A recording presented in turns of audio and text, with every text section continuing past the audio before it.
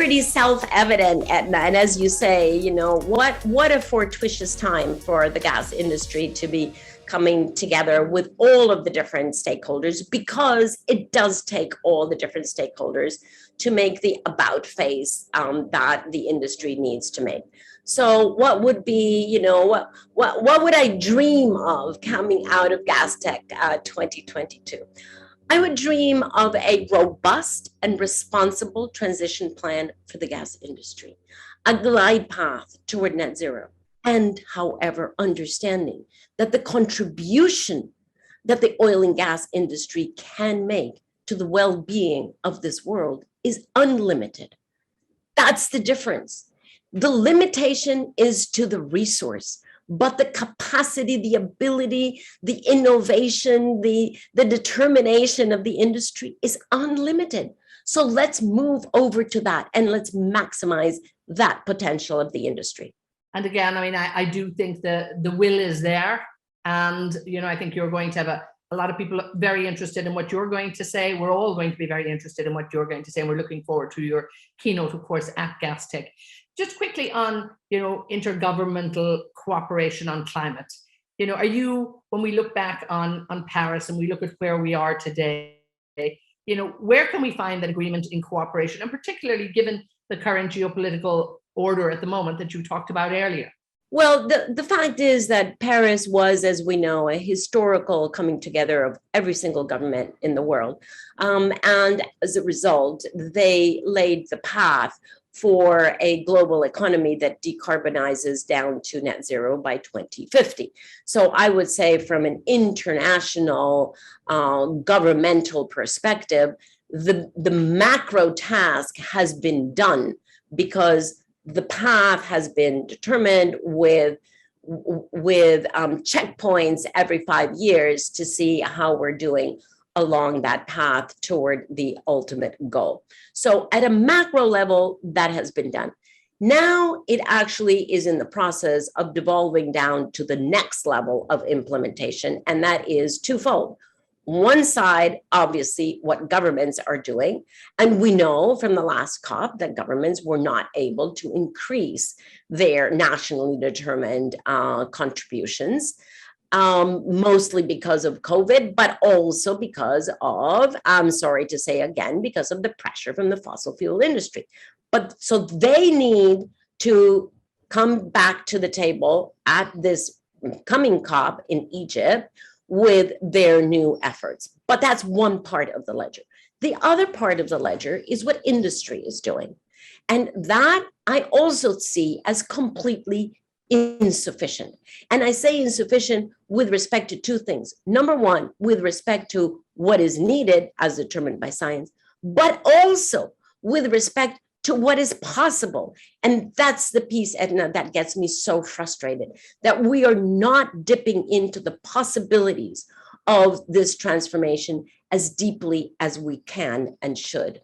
And I mean, that's, I suppose, where I want to wrap this up. I know you're an optimist by nature. I'm a big fan of your, Outrage and Optimism podcast, but where is the hope? And I hear the frustration without a doubt. But, that sense of optimism that's there, there's a lot we have to do. We've talked about, and you said how we need to do it faster. We have to do it. There's no way out on this, is there? Give us some sense of the Figueres optimism to close us out here. So here are the pieces that I look at for confirmation that we're actually on the right path, moving in the right direction. Definitely, technology is improving. We have more and more renewable energy alternatives that are continuing to come down in price and increasing their efficiency. So technology continues to improve. The same is true for the electrification of vehicles. Really quite astounding how much that process has accelerated just in the past 5 years. Not so yet in the electrification of heavy industry or certainly maritime, but in those heavier uses, I do see already some very substantial investment into what the alternatives are going to be, hydrogen and others. So already opening up that space for possibility.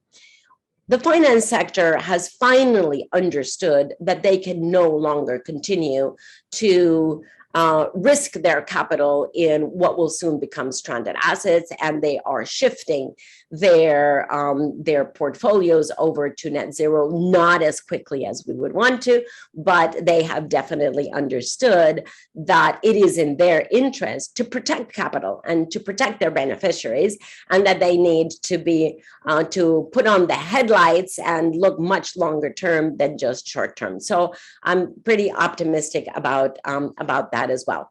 I'm actually very optimistic about the fact that young people are not giving up. They know that this is about their future. It's not about you and me, Eithne. You know, we're doing our thing now, but we're not going to be around in 40, 50 years. And so it is about them, and they're not giving up.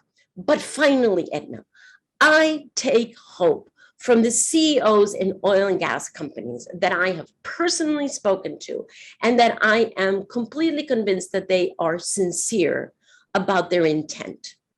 The gap for me is the gap between the intent and the decisions. And as you say, we are beginning to see that transition in the oil and gas industry, but it is not happening quick enough. So that's where my outrage comes.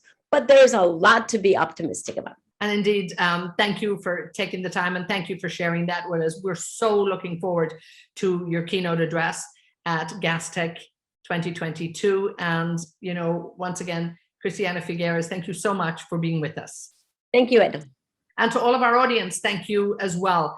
And of course, we're really looking forward to you joining us for Gastech, and that's going to be in September from the 5th until the 8th. Christiana will be there, I'll be there. So definitely we'll look forward to your keynote without a doubt, and look forward to that, a little outrage maybe, but thank you for the optimism that's there as well, and that will carry us through. Thank you again.